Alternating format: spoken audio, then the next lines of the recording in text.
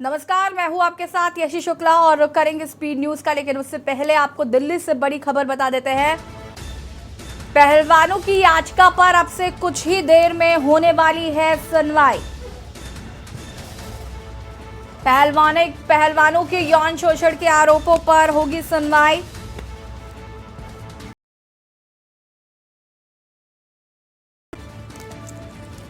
बता दें कि 6 दिन से लगातार प्रोटेस्ट कर रहे हैं पहलवान। जंतर मंतर धरने पर पहुंची के न्यूज की टीम। पहलवानों की याचिका पर कुछ ही देर में होगी सुनवाई।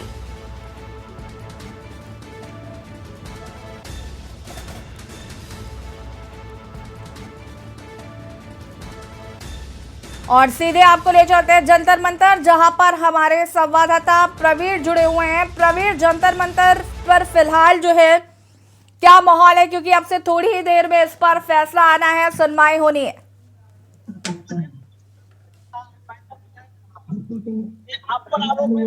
प्रवीण, सुन पा रहे हैं? बता दूं आपको कि अभी सुनवाई चल रही है और सभी तरीके की सारी चीजें। जी, मेरी आवाज आ रही है आपको? हाँ जी, कंटिन्यू करिए। जी, मेरी आवाज आ रही है? हेलो। हाँ जी प्रवीण, अपनी बात को कंटिन्यू करिए प्लीज। जी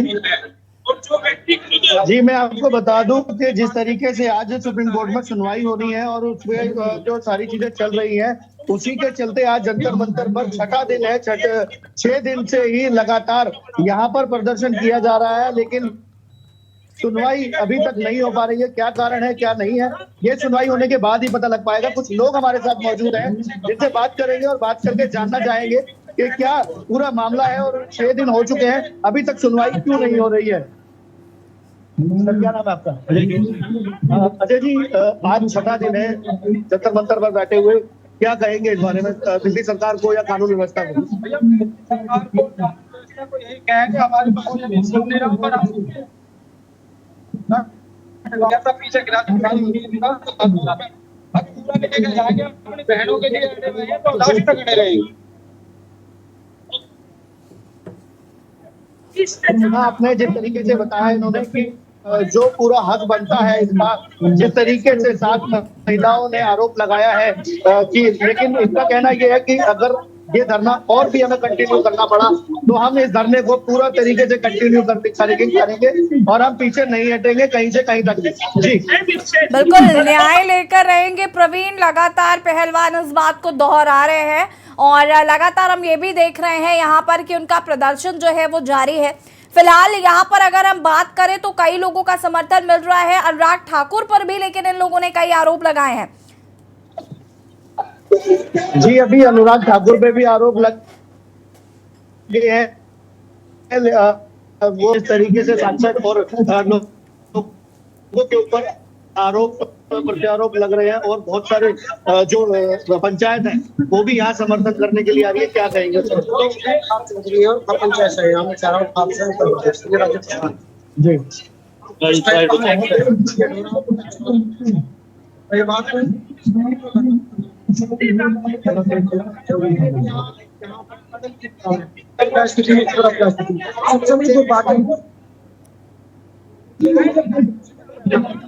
हम लोगों के लिए भी सभी के लिए सेम बात है।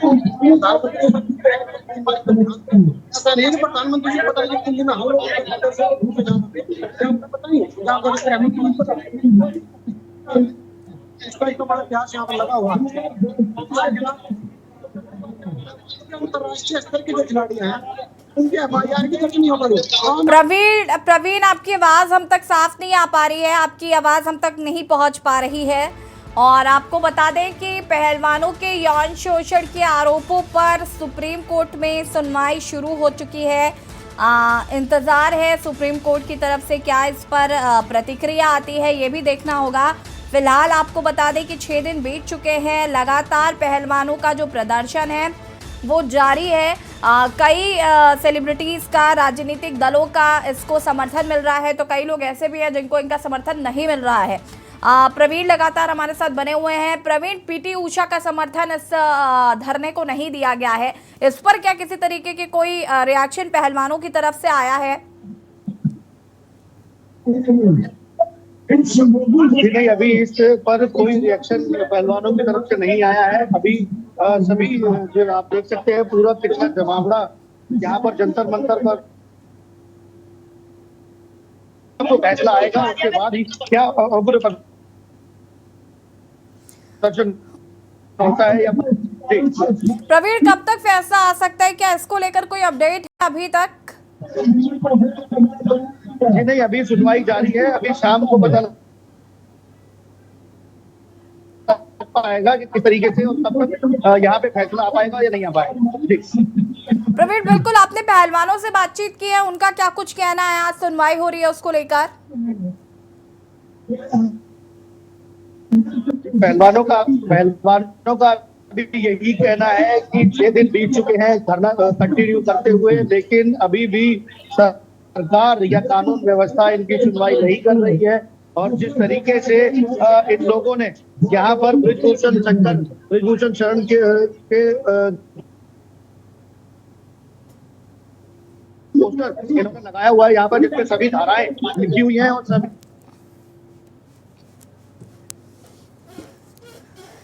ठीक है प्रवीण, आपकी आवाज हम तक साफ नहीं आ पा रही, बहुत बहुत शुक्रिया। नजर बनाए रखिए, आपसे और भी अपडेट हम आगे लेते रहेंगे। और बता दें आपको कि सुप्रीम कोर्ट में सुनवाई जारी है। 6 दिनों से प्रोटेस्ट कर रहे हैं पहलवान।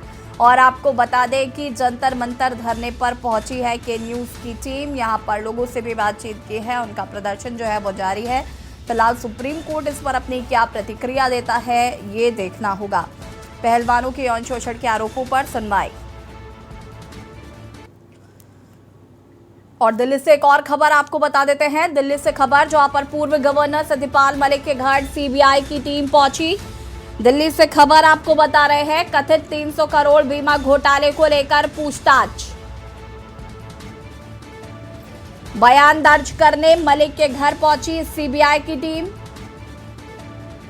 7 महीने से मलिक से दूसरी बार पूछताछ करेगी सीबीआई। पूर्व गवर्नर सत्यपाल मलिक के घर पहुंची सीबीआई की टीम। 7 महीने में दूसरी बार आपको बता दें पूछताछ। 300 करोड़ बीमा घोटाले को लेकर पूछताछ। कथित 300 करोड़ के बीमा घोटाले पर ये पूछताछ की जा रही है। बयान दर्ज करेगी सीबीआई। 7 महीने में मलिक से ये दूसरी बार पूछताछ करेगी सीबीआई। इसी खबर पर ज्यादा जानकारी के लिए संवाददाता कुलदीप भरत हमारे साथ जुड़ चुके हैं। कुलदीप, क्या कुछ जानकारी है? पूर्व गवर्नर के घर सीबीआई की टीम पहुंची है, पूछताछ जारी।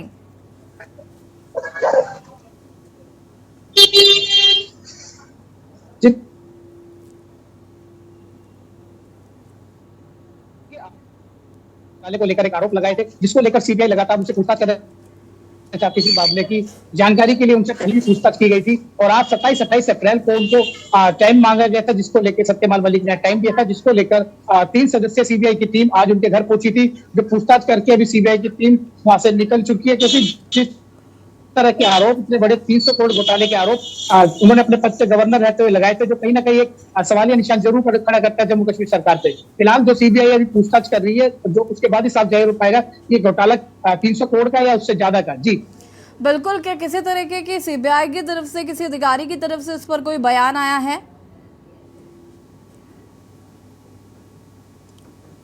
देखिए, अभी किसी भी सीबीआई को उच्च अधिकारी किसी भी तरह की अभी बयान नहीं आया है, क्योंकि अभी जांच चल रही है। क्योंकि जो गवर्नर है उन्होंने जो इल्जाम लगाया है 300 करोड़ का जो बीमा पॉलिसी को लेकर घोटाला हुआ है, उसकी जानकारी जुटाने में अभी सीबीआई लगी है और किसी भी तरह की बात लीक नहीं कर सकती इसमें, क्योंकि बिल्कुल जांच एक गुप्त रखी गई है। क्योंकि जो सत्यपाल मलिक है वही सारा खुलासा करेंगे, बताएंगे किस तरह की इसमें कौन लोग थे इसमें और कब ये घोटाला हुआ।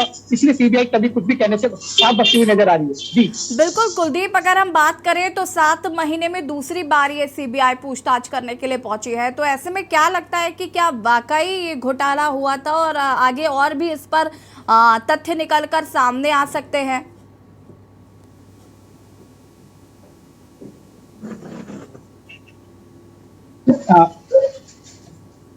जी देखिए, वो तो अभी जांच का विषय बना है, लेकिन गवर्नर काफी महत्वपूर्ण पद होता है और काफी ऊंचा पद है। तो ऐसे पद से कार्य व्यक्ति जो इतना बड़े घोटाले का अगर इल्जाम लगाता है, उसके बाद सीबीआई जब इसकी जांच करेगी तो दूध पानी का पानी हो जाएगा। फिलहाल अभी 3 बार तो सीबीआई इनसे जांच में पूरा सहयोग कर रहे हैं सत्यपाल मलिक। अभी उसके बाद अभी जांच करने के बाद ही पता चल पाएगा कि अभी और कितनी इसमें जांच की उनकी आवश्यकता है। बाकी सत्यपाल मलिक का भी कहना है कि जब तक सीबीआई बुलाएगी मैं पूरा सहयोग करूंगा, क्योंकि ये घोटाला 300 करोड़ का जो देश के भ्रष्टाचार इतना बड़ा उनके दौर में सबसे रहता हुआ, तो कहीं ना कहीं उनकी गरीबा पर भी दाग लगता हुआ नजर आ रहा है। जी ठीक है, बहुत बहुत शुक्रिया आपका तमाम जानकारी के लिए कुलदीप। और बता दें आपको कि कथित 300 करोड़ बीमा घोटाले को लेकर सीबीआई टीम पहुंची है सतपाल मलिक के घर और यहां पर पूछताछ की जा रही है। 7 महीने से मलिक से दूसरी बार ये पूछताछ की जा रही है।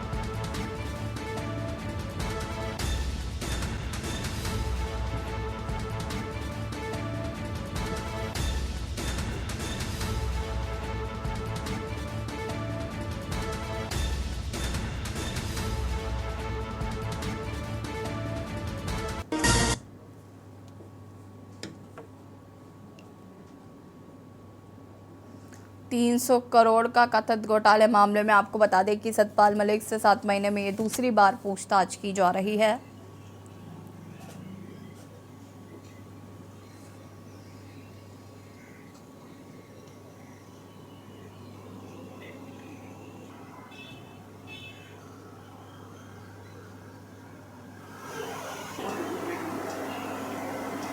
माइक देना, एक मिनट भाई। और अब रुक करेंगे स्पीड न्यूज का।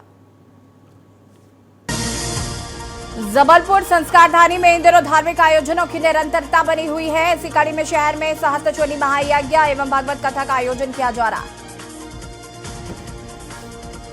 कुशीनगर में लेखपाल का घूस लेते वीडियो सोशल मीडिया पर हुआ वायरल। जहां वायरल वीडियो में लेखपाल सुधीर गुप्ता किसी कार्य के एवज में कर रहे रुपए की डिमांड। वही वायरल वीडियो में घूस लेने को लेकर हो रहा मोल भाव। आपको बता दें कि लेखपाल ने डिमांड के तौर पर मांगे 4000 रुपए। गोंडा में नशे में धुत कार सवार ने बाइक में मारी टक्कर। जहां पर बाइक सवार युवक की मौके पर हुई दर्दनाक मौत। वही काम कर घर लौट रहा था युवक। आपको बता दें मृतक कोतवाली देहात के धनोरी का बताया जा रहा है।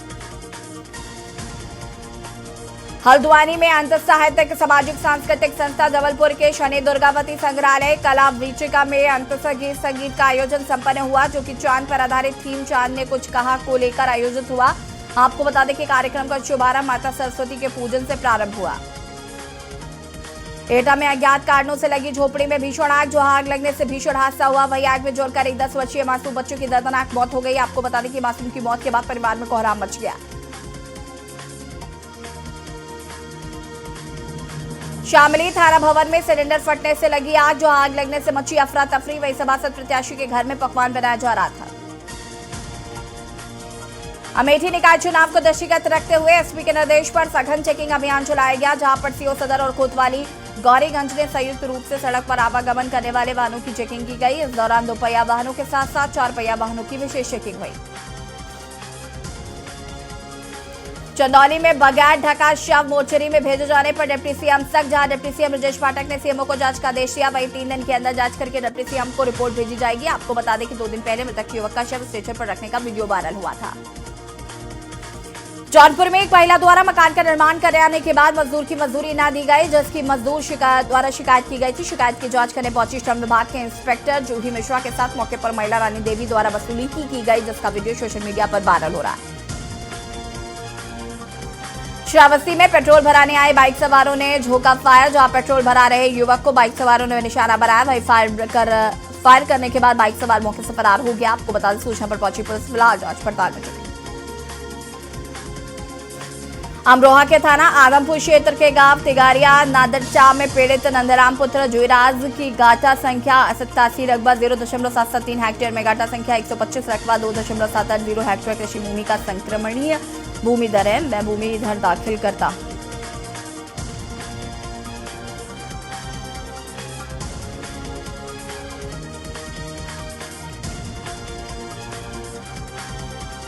जबलपुर संक्रांति में इन दिनों धार्मिक आयोजनों की निरंतरता बनी हुई है। सिकड़े में शहर में सहस्त्रचंडी महायज्ञ भगवत गीता कथा आयोजित की गई।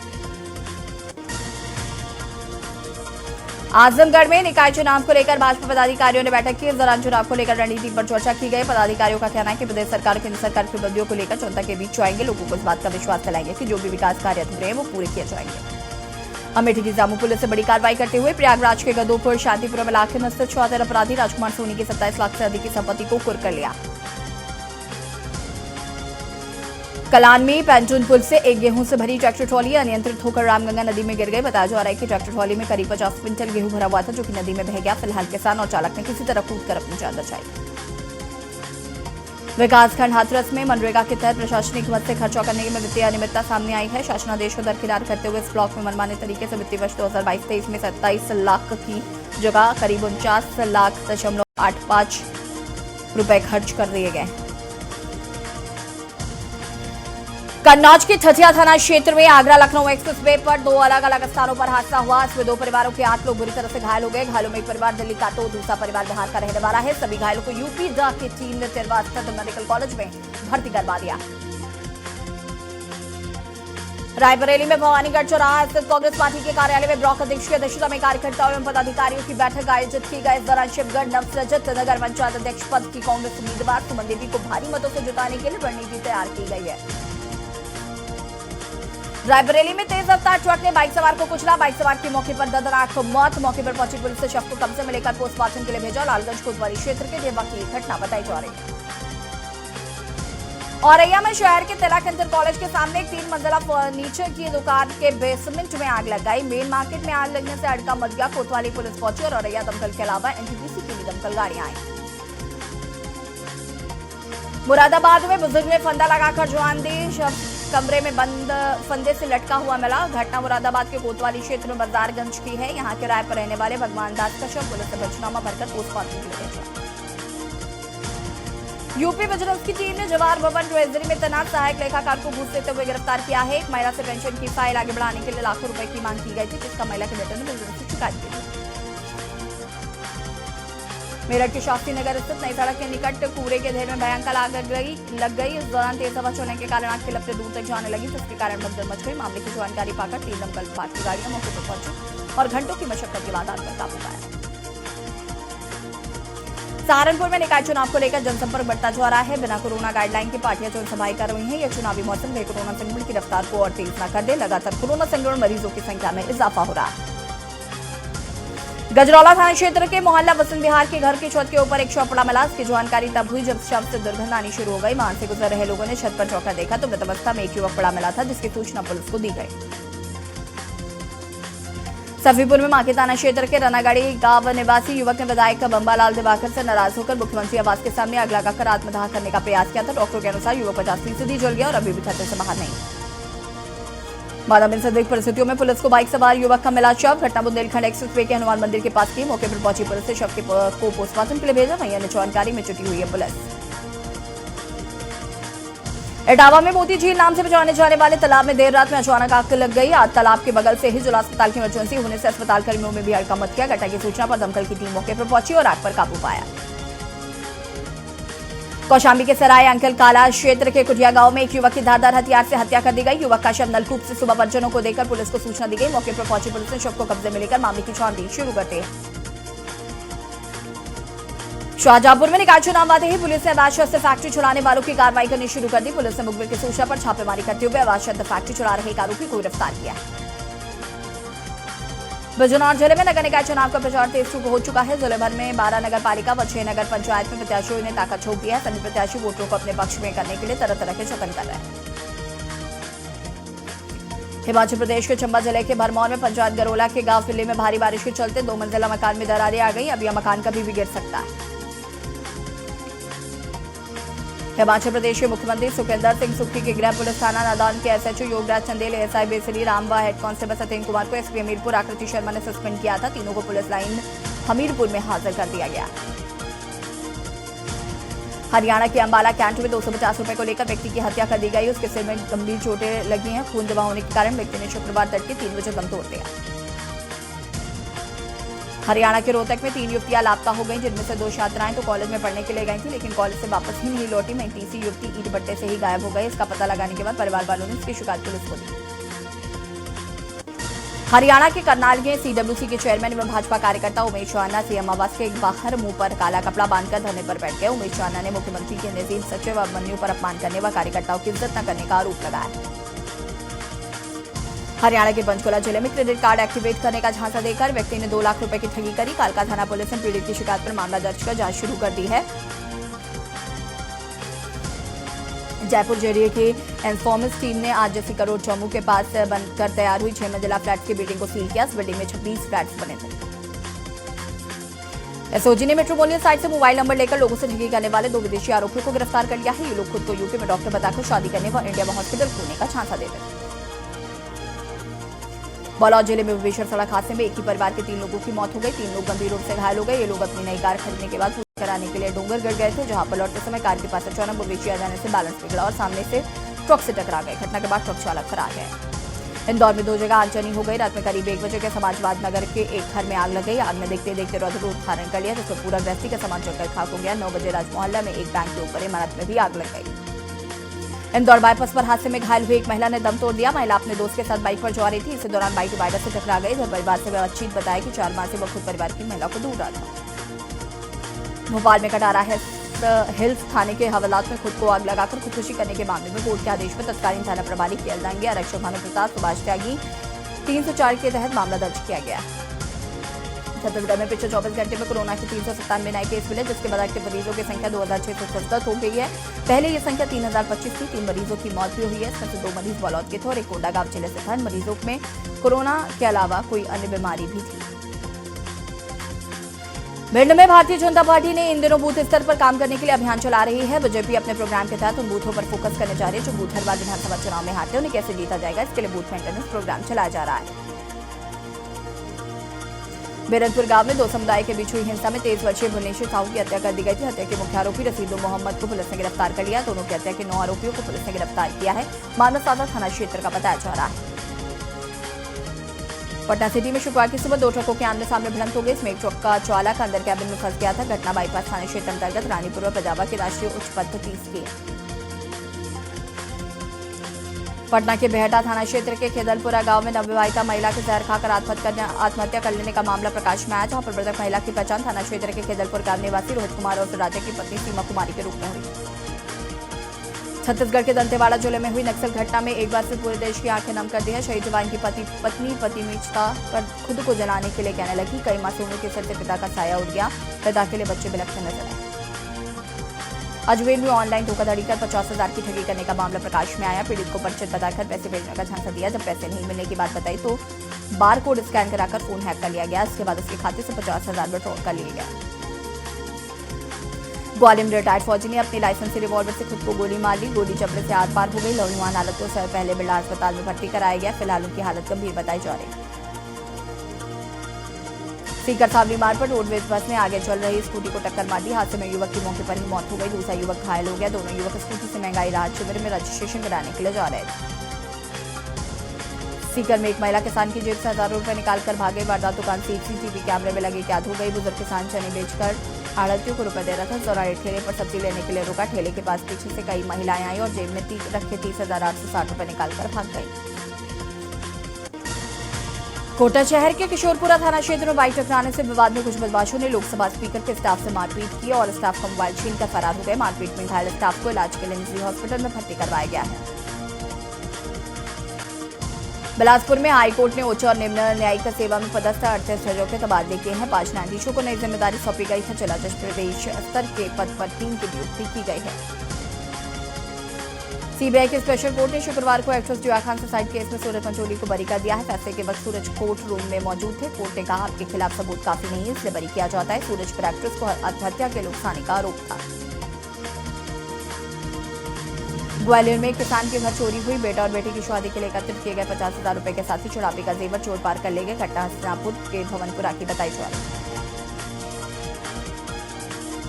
जोधपुर में लोहावट थाना अंतर्गत भजननगर ग्राम पंचायत स्थित अर्जुन की दाढ़ी प्राथमिक स्कूल में 3वीं कक्षा के छात्र हर्षित दिनेश कुमार सायबाड़ी के अपहरण का मामला तूल पकड़ता जा रहा है। घटना को लेकर बड़ी संख्या में ग्रामीणों ने लोहाट थाने का घेराव कर प्रदर्शन किया।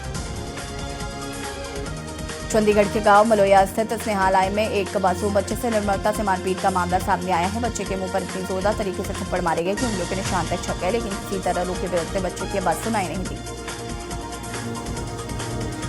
पंजाब के जिला लुधियाना में युवती के साथ रेप का मामला सामने आया। आरोपी युवक शादी का झांसा देकर करीब 9 महीने तक युवती के साथ शारीरिक संबंध बनाता रहा। युवती जब गर्भवती हो गई तो उसे छोड़कर फरार हो गया।